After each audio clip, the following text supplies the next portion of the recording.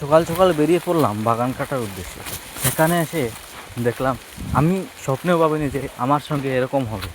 আসার পরে কয়েকটা গাছ কেটেছিলাম, তারপর এমন জোরে বৃষ্টি হতে লাগলো, সব কুলি কষ নিয়ে চলে গেল। তারপর একটা জিনিস দেখাবো আপনাদের।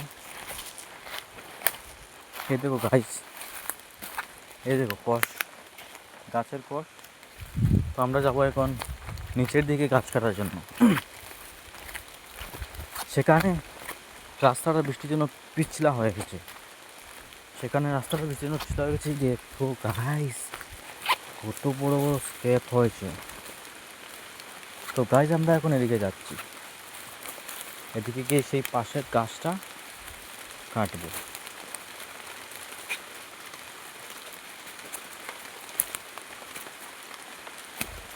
শালা, এটা কি আবার?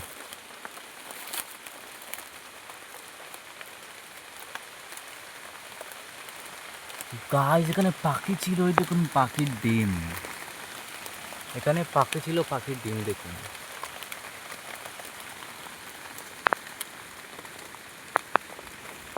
দেখতে পাচ্ছেন বুঝতে আপনারা?